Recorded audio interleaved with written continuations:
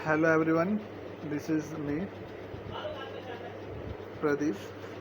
So today I would like to tell you that kind of news editorial. ये 5 जुलाई की editorial की information है, ठीक है।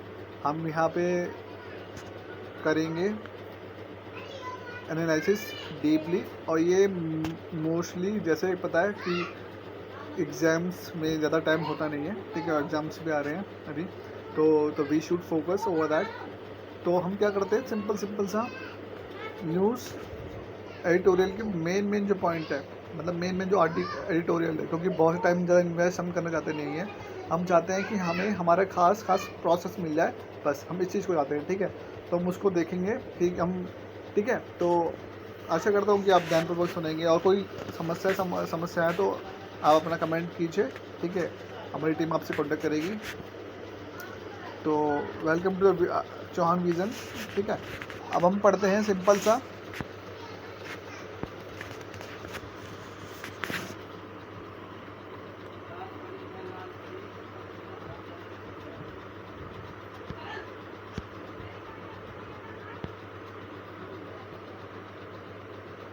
ठीक है, हम पढ़ते हैं सीधा भारतीय प्रवासी। पहले हम एक टॉपिक है जो है भारतीय प्रवासी समुदाय क्या है, ठीक है।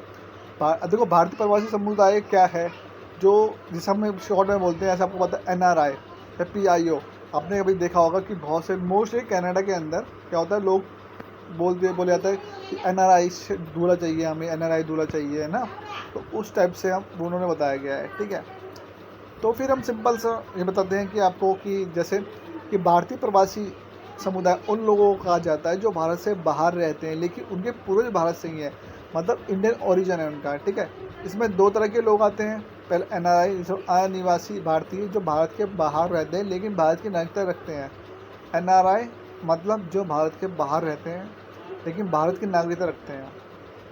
और PIO भारतीय मूल के व्यक्ति, ठीक है, और जिनके पूर्वज भारत से हैं लेकिन अब वे किसी देश की नागरिकता ले चुके हैं। देखो, सिंपल मैं इन शॉर्ट में बोलूँ, PIO मतलब जो व्यक्ति जो थे, ठीक है, अब उन्होंने अब भारत की नागरिकता खो दी है, छोड़ दी है, हटा दी गई है। और NRI मतलब अभी भी उनके पास है, क्या है, नागरिकता है, लेकिन वो बाहर रह रहे हैं। किस चीज़ के लिए रह रहे हैं, वो जॉब किसी पर्पज़ से रह रहे हैं, या फिर वर्क कर रहे हैं, पढ़ाई कर रहे हैं, स्टडी करते हैं, ठीक है। तो उस हिसाब से अभी कोई मीटिंग है, ठीक है, उस टाइप से। और दूसरा है कि दुनिया में भारतीय प्रवासी कितने हैं, दुनिया में कितने भारतीय प्रवासी हैं। अब जैसे आपको पता है कि हर एक बच्चे की एक चाह होती है कि मैं बाहर जाके पढ़ाई करूं, या मैं बाहर जाकर शादी करूं, या मैं बाहर जाकर घूमूं। The all kind of the questions होते हैं, ठीक है। तो उस हिसाब से हम देखते हैं कि हमें क्या, ये लोगों के अंदर बहुत चाह होता है बाहर जाने का, ठीक है। बाहर जाने का बहुत चाह होता है, इसलिए ही। और इससे हमारा रेमिटेंस भी आता है। अब रेमिटेंस क्या होता है, रेमिटेंस का प्रोसेस क्या होती है कि बाहर से जो पैसा भेजा जाता है भारत के लिए, उसके लिए होता है, ठीक है। अब दुनिया में कितने भारतीय प्रवासी है, विदेश मंत्रालय के अनुसार नवंबर 2024 तक 3.54 करोड़ से ज़्यादा भारतीय मूल के लोग विदेश में रहते थे। और सबसे ज़्यादा भारतीय इन देशों में है, एग्जाम्पल के तौर पे अमेरिका लगभग 5.4 मिलियन, ठीक है। दूसरा है हमारा, दूसरा देश है UAE, ठीक है। इसका रीज़न ये सिंपल सा है UAE का, क्योंकि यहाँ पे टैक्स सिस्टम की वजह से, ठीक है। और मलेशिया 2.9 मिलियन, ठीक है। तो और UAE 3.6 मिलियन। और जैसे हम देखते हैं कि जो ये मलेशिया 2.9 मिलियन लोगों को हो गया, ठीक है। और भारतीय समुदाय का योगदान, अब देखो, हम रहते तो भाई हम कहीं ना कहीं कंट्रीब्यूशन भी करते होंगे, ठीक है। जैसे एक कोई कंपनी आती है, हम भारत विदेश में रहती है, ठीक है, कहीं और भी कहीं भी रहती है, तो फिर वहाँ पे उसका कुछ इशू होता है, जैसे इन्वायरमेंट को नुकसान पहुँचाते हैं, तो इसलिए वो CSR करती है, सोशल कॉर्पोरेट रिस्पॉन्सिबिलिटी, जिसमें उसे 2% देना पड़ता है, ठीक है, उसको टर्नओवर का। किन के लिए, जो कि उन्होंने पानी, जो ऑक्सीजन और जो भी रिसोर्स यूज़ करें वहाँ के, उसके लिए, ठीक है, ऐसा होता है।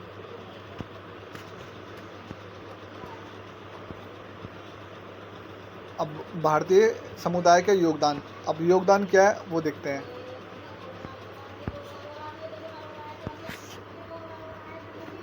ये सिंपल सी बात है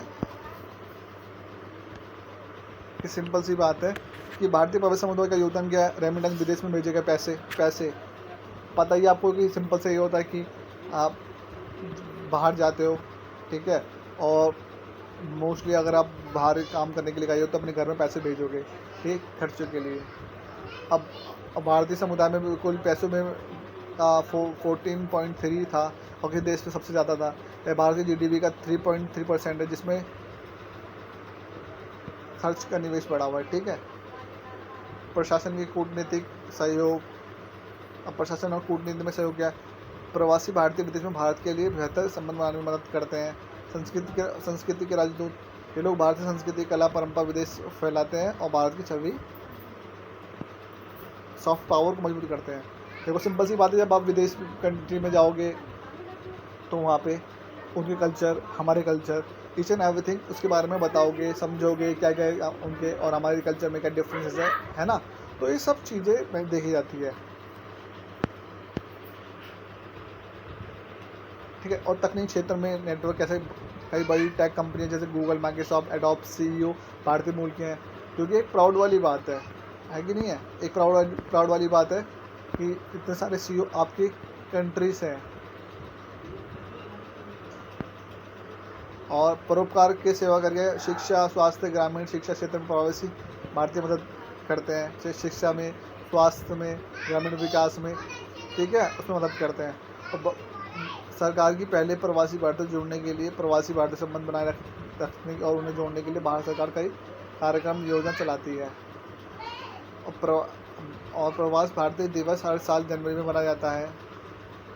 और ये प्रवासी भारतीय दिवस जनवरी में क्यों मनाया जाता है, सिंपल सा, क्योंकि तो फिर इसमें क्या होता है ऐसे कि तकनीक में ऐसे क्षेत्र जैसे हुआ, जैसे गूगल, माइक्रोसॉफ्ट, एडोब, सीईओ के भारतीय मूल के हैं। परोपकार में सेवा का कार्य, शिक्षा, स्वास्थ्य और ग्रामीण विकास क्षेत्र में भारतीय दान में मदद करते हैं। तो सरकार की पहल क्या है, प्रवासी भारतीय जुड़ने के लिए क्या करना पड़ता है, सिंपल ये भारतीय प्रवासी भारतीय संबंध बनाए रखने और उन्हें जोड़ने के लिए भारत सरकार कई कार्यक्रम योजना चलाती है। ऐसे प्रवासी भारतीय दिवस हर साल जनवरी में मनाया जाता है। OIC कार्ड और NRI सेवा, जिसमें से उन्हें मूल सुविधा मिल सके, और डिजिटल प्लेटफॉर्म और पोर्टल संवाद के लिए, ठीक है।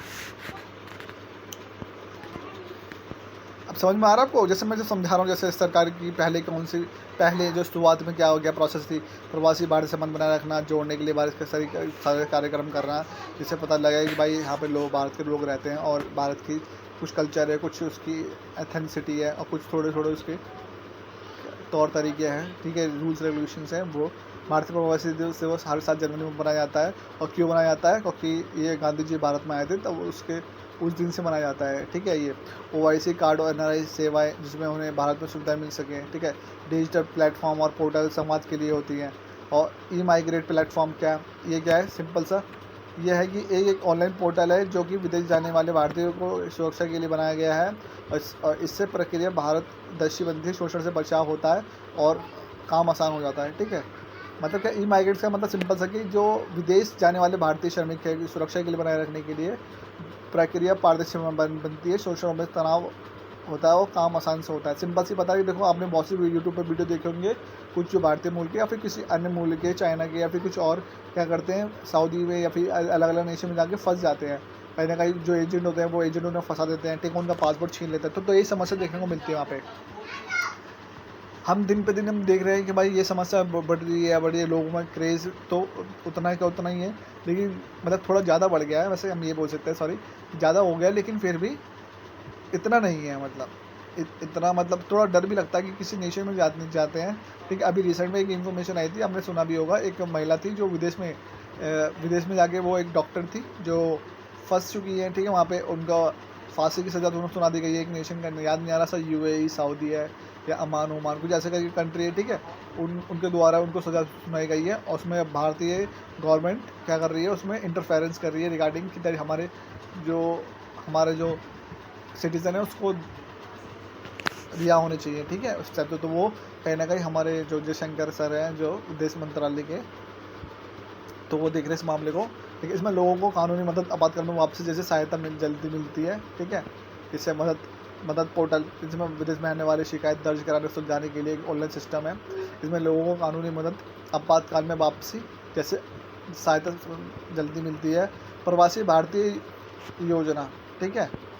और इसमें क्या है सिंपल, इसमें क्या है सिंपल सा कि इसमें है कि सिंपल ये खासकर ECR कैटेगरी के प्रवासी के लिए है। ECR कैटेगरी के प्रवासी के लिए 10 लाख से ऊपर का बीमा तक मिलता है, 2 साल के लिए 275 प्रीमियम और 3 साल के 375 प्रीमियम, ठीक है। तो प्रवासी भारतीय योजना क्या है, सिंपल ये योजना ECR कैटेगरी प्रवासी के लिए है, जो पहला पॉइंट। दूसरा पॉइंट, इसमें 10 लाख रुपए तक का बीमा मिलता है, ठीक है। तो तीसरा पॉइंट, 2 साल के लिए 275 प्रीमियम मिलता है, 2 साल के लिए 275 प्रीमियम आपको देना पड़ेगा, ठीक है। और 3 साल के लिए आपको 375 प्रीमियम देना पड़ेगा। तो ऐसा होता है इसमें। जो लोग भारतीय मूल के लेकिन भारतीय नागरिकता रखते हैं, ठीक है, मतलब भारतीय मूल के हैं लेकिन भारत की नागरिकता नहीं रखते हैं, उनके लिए जो प्रोविज़न है, उन्हें योजना कोई सुविधा देती है, ठीक है। उन्हें ये योजना कई सुविधा देती है, सिंपल सी बात है, देनी भी चाहिए, ठीक है।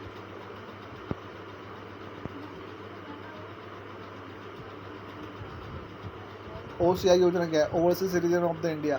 जो लोग भारतीय मूल के हैं लेकिन भारत की नागरिकता नहीं रखते, उन्हें ये योजना सही सुविधा देती है। जैसे आजीवन वीज़ा मिलता है उन्हें, उसे overseas citizen of the India आजीवन वीज़ा मिलता है। भारत में संपत्ति खरीद सकते, निवेश कर सकते, शिक्षण संस्थाओं में प्रवेश की अनुमति होती है। दूसरा, चलो इंडिया कार्यक्रम, ये योजना भारतीय मूल के युवाओं को भारत से जोड़ने के लिए होती है।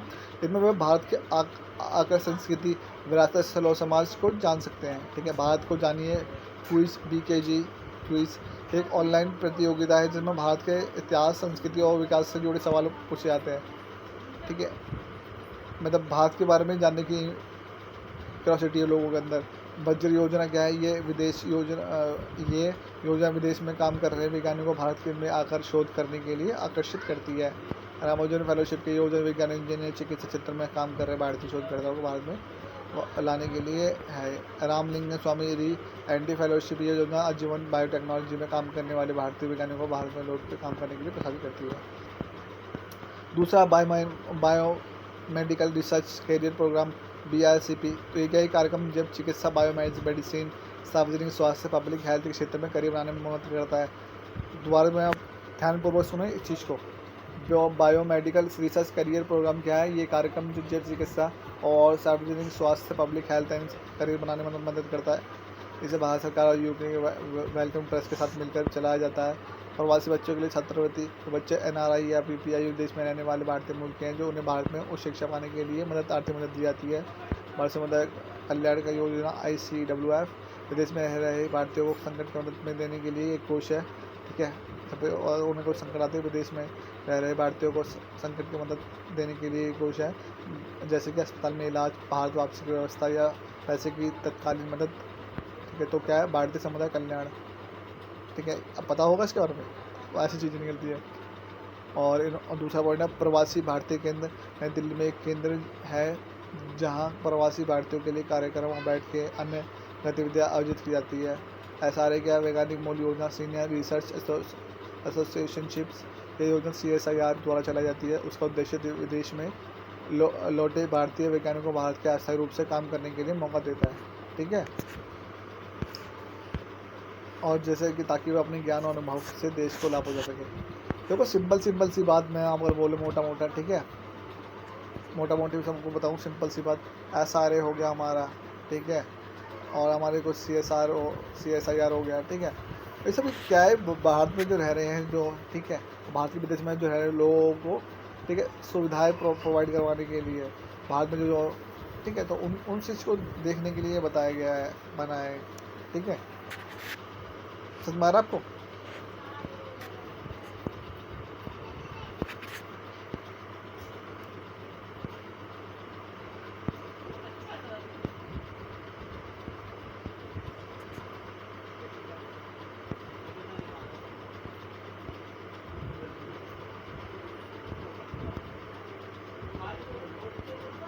कांते वज्र हो गया, रावलिंगन हो गया, प्रवासी हो गया, ठीक है।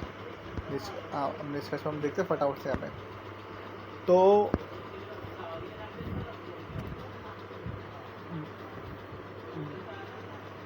भारतीय प्रवासी NRI भारत की दुनिया में मजबूत बनाते हैं, ठीक है।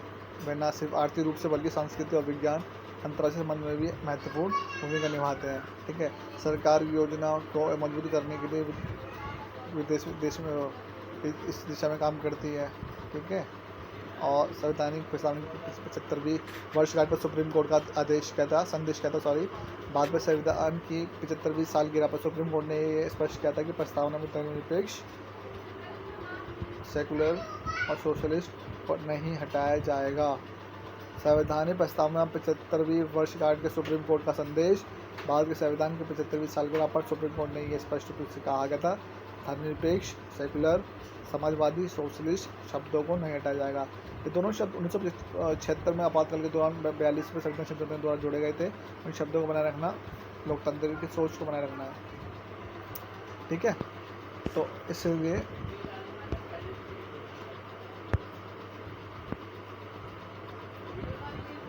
संविधान की असली मतलब क्या है, सिर्फ शब्द नहीं।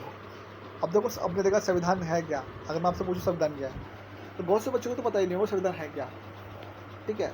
तभी हम आपको बता देते हैं कि सिंपल सा संविधान क्या है, सबको पता भी नहीं होता। मोस्टली जो मेडिकल लाइन पे होते हैं या फिर जो बच्चे होते हैं जो कॉमर्स से या फिर अकाउंटेंसी से, बिजनेस से होते हैं, तो they don't know about that. तो उसके लिए आपको सिंपल बोलो कि सब व्यक्ति को ज्ञान होना चाहिए, ठीक है। तभी हमारी जो NCERT में 7वीं 8वीं 9वीं 10वीं 11वीं, ठीक है, सॉरी 11वीं 12वीं नहीं, 9वीं 10वीं तक क्या होता है, पॉलिटी एक सब्जेक्ट लगा जाता है, that every person should know about that the knowledge, ठीक है। उसको पता होना चाहिए उनको इसके बारे में। हमें संविधान की सच्ची और सोच सिर्फ उसके लिए शब्दों में नहीं है, बल्कि उसकी आत्मा में भी है, ठीक है। और उससे छिपे गए बड़े विचार हैं।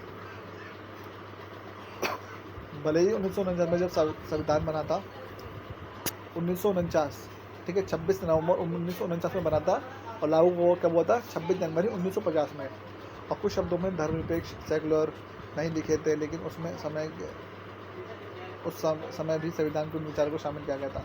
धर्मनिरपेक्ष सेकुलरिज्म कोई विचार नहीं था। आज़ादी के बाद धर्मनिरपेक्ष का विचार अचानक नहीं आया, ठीक है। संविधान बनाने वालों के समय से ही एक साझा सोच थी। संविधान सभा में जब संविधान पर चर्चा हुई तो उसमें साफ दिखता है, क्या बोला, संविधान में जब संविधान पर चर्चा हुई तो इसमें साफ दिखता है, और किसी ने भी नहीं कहा कि भारत को किसी धर्म पर आधारित देश बनना चाहिए, जैसे इस्लाम धर्म, हिंदू धर्म, ठीक है, क्रिश्चियन धर्म, यहूदी या जैन धर्म, ऐसा कुछ नहीं था। भारत में धर्मनिरपेक्षता का फॉलो किया गया था।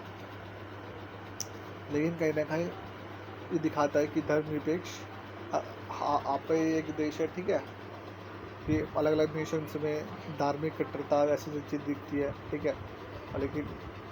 लेकिन भारत ऐसा देश है जहाँ पे प्रत्येक जाति मूल निवास के आपको व्यक्ति में आपको मिल जाएंगे, ठीक है। जो आपस में खा रहे होंगे, आपस में बैठ रहे होंगे, बातचीत कर रहे होंगे, लेकिन कुछ पॉलिटिशियन या फिर कुछ धार्मिक ठेकेदार क्या करते हैं, लोगों को बहकाने का काम करते हैं। गोविंद वल्लभ पंत ने धार्मिक देश की चिंता पर सवाल उठाए, और जसवंत राय कपूर ने महात्मा गांधी को याद करते हुए कहा कि धर्म एक निजी मामला होना चाहिए,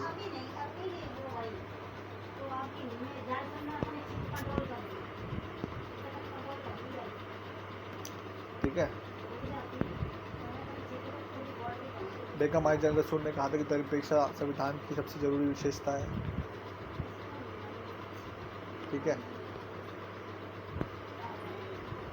और सरदार पटेल ने भरोसा दिलाया कि संविधान में कोई धर्म के पक्ष में झुका हुआ कानून नहीं होगा, मतलब कोई भी धर्म के पक्ष में होगा, सभी के बराबर होगा, ठीक है, समानता हक के लिए होगी।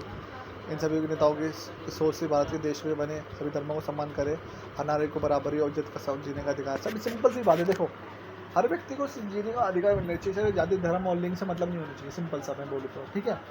क्योंकि जाति धर्म से ऊपर इंसानियत होती है, मानवता सबसे ऊपर है। एथिक्स 4 में एक सब्जेक्ट होता है, उसमें बताया जाता है कि अगर आपको एक हल्की जगह केस स्टडी बताता हूँ जल्दी थोड़ा सा, कि इसमें क्या होता है कि एक उसका बॉस होता है अपनी बॉस, और आप एक एम्प्लॉयमेंट, एक काम करने वाले, आप उसके सहपाठी होते हो। आप देखते हो कि आपका जो बॉस से आपसे बहुत अच्छे संबंध है, लेकिन वो अपने घर में अपनी महिला जो है उसकी पत्नी को मारता है, ठीक है। वो उसकी चीखने चिल्लाने के बाद सुनता है, सुनने के बाद में उसे एक मतभेद होते हैं कि पहले वो उस पर चुप रहे क्योंकि उसका बॉस है, वरना उससे संबंध खराब हो जाएंगे, ठीक है, उस टाइप से। इसलिए तो हम देखते हैं सिंपल सा कि ऐसा दिक्कत ना हो, इसलिए, ठीक है। तो सिंपल उसे क्या करना चाहिए, तो एथिक्स के कुछ केस स्टडीज़ आती है, तो ये 2016 या 15 में पूछी गई है, वो मैं आपको बता रहा हूँ, तो उसके दौरान, ठीक है, उसके दौरान क्या दिक्कत आई? दिक्कत ये आई कि उस व्यक्ति को क्या करना चाहिए। मुझे बताओ, चलो आप बताओ क्या करना चाहिए। चलो मैं थोड़ा हल्का सा आपको हिंट देता हूँ। पहली बात, अगर मानवता, पहले मानवता है या पत्नी है या फिर स्त्री है, पहले मुझे बताओ। मानवता, स्त्री और पत्नी। देखो, पत्नी, मानवता और स्त्री, ये 3 चीज़ें हैं। स्त्रियों को हमेशा नीचा और निजी बताया गया है, ठीक है। मानव मतलब सिंपल सी बात है कि एक पुरुष प्रधान देश होने के बावजूद, ठीक है, या पुरुष प्रधान देश है हमारा, लेकिन स्त्री को निजी मामला बताया गया है कि स्त्री निजी मामला है, ठीक है। तो ये सब एक गलत चीज़ें हैं, सिंपल सी बात है। सिंपल मानवता, निजी, स्त्री।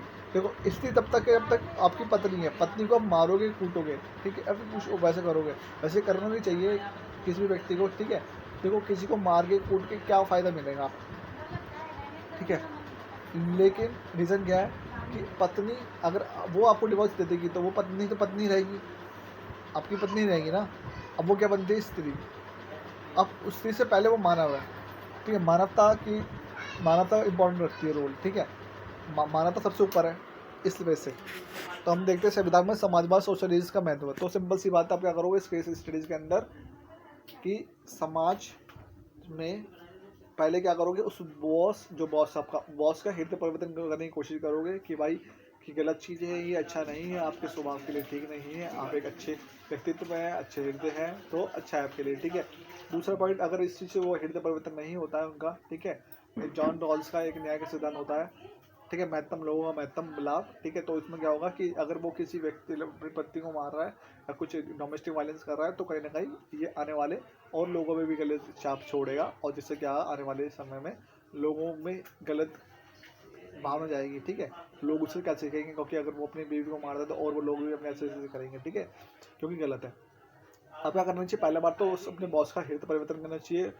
दूसरा इसमें क्या करना चाहिए कि जो महिला मित्र हैं उनके संस्थान की, उनसे बात करनी चाहिए और उनको मनाना चाहिए इसके बारे में। उसको बताना चाहिए कि भाई ऐसा ऐसा हो रहा है, हमारे बॉस जो हमारा बर्ताव, हमें उनका बर्ताव बहुत अच्छा लगता है वो, लेकिन वो अपने घर में कैसा अपनी बीवी के साथ स्वभाव करते हैं या बर्ताव करते हैं, जो कि अच्छा नहीं है, ठीक है।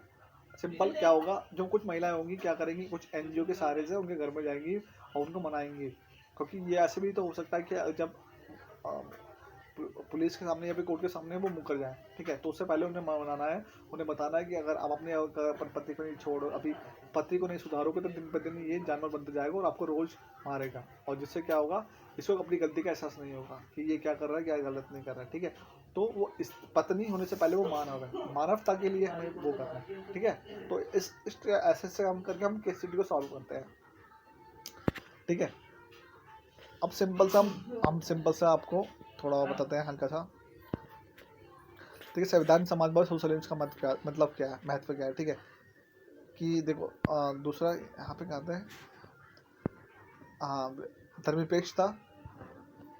संविधान का असली मतलब सिर्फ शब्द नहीं है, ये हो गया हमारा धर्मनिरपेक्षता। सेकुलरिज्म में कोई नया विचार नहीं था।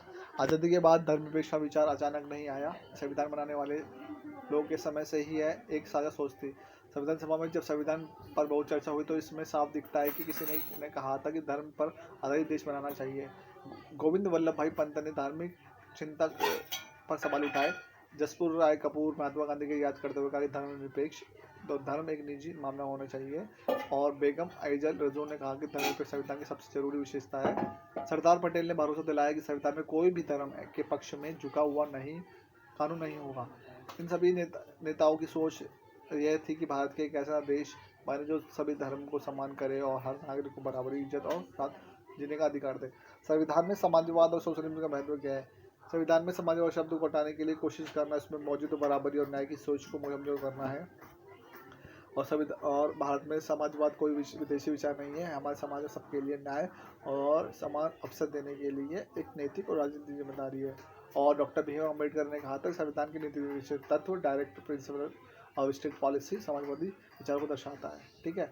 और हमारा जो संविधान की सिर्फ एक किताब नहीं है, ये एक विचार है जिसमें सबके लिए समानता, न्याय, धर्मनिरपेक्षता और गरिमा के साथ जीवन जीने का सपना शामिल है।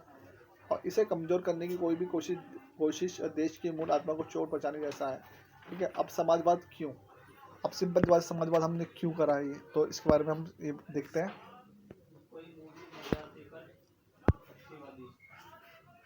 ठीक है, तो फटाफट समाजवाद क्यों जरूरी है। समाजवाद के विचार के लिए जोड़ा गया ताकि अमीर गरीब के बीच असमानता को कम किया जा सके, जाति के आधार पर शोषण को खत्म किया जा सके। ठीक है, गरीबों को जमीन सुधार के जरिए मदद मिल सके, मजदूर के लिए अधिकार सुरक्षित हो सके, सुप्रीम कोर्ट के लिए फैसले में कहा गया था। ठीक है, और समाजवाद का मतलब होता है ऐसा कल्याणकारी राज्य जो सोशल वेलफेयर सोशल स्टेट जहाँ सिर्फ अमीरों का नहीं बल्कि बहुसंख्यक की नहीं होती बल्कि हर नागरिक के लिए उतना ही महत्व होता है। ठीक है, उस टाइप से।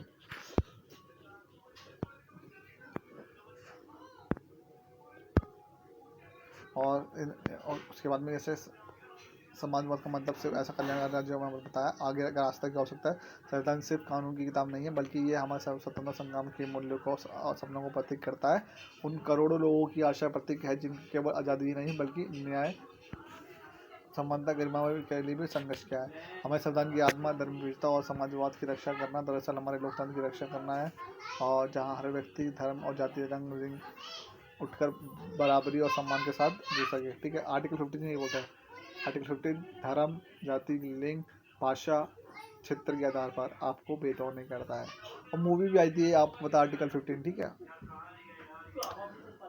अब बोला है संविधान की रक्षा कैसे करें। अब सिंपल बात है, आपको पता है समस्या क्या है, कैसे हो गई समस्या, तो उसका समाधान क्या है, समाधान निकालना इम्पोर्टेंट है।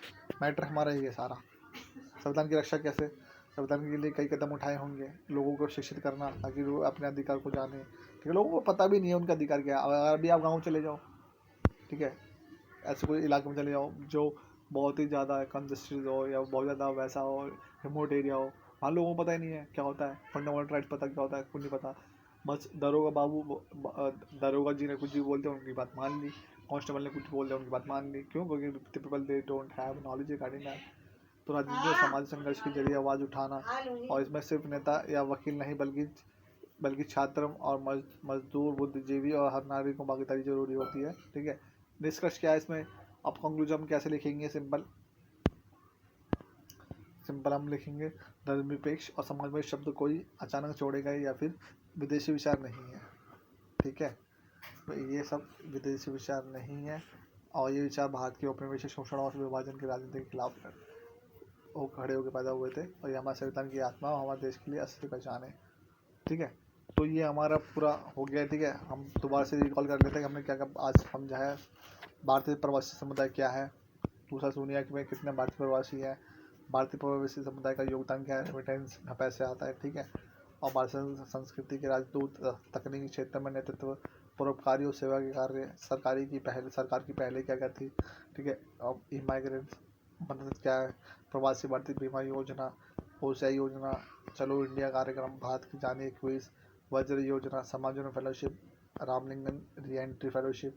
ठीक है, और बायोमेडिकल रिसर्च करियर प्रोग्राम, प्रवासी बच्चों के लिए छात्रवृत्ति कार्यक्रम, भारतीय समुदाय कल्याण और प्रवासी क्षेत्र SRA। निष्कर्ष, संविधान में 75% में क्या कैसे जोड़ा गया था, क्या आदेश दिया गया था। ठीक है, और धर्मनिरपेक्ष सेक्युलरिज्म कोई विचार नहीं, संविधान असली मतलब सिर्फ शब्द नहीं है। ठीक है, संविधान में समाजवाद सोचने का महत्व। निष्कर्ष, ठीक है, सभी चीज़ें हमने कर ली आज का। So thank you for watching us video lecture the Hindi editorials. ठीक है, 4 जुलाई का। Like and subscribe, hit the like button. Thank you.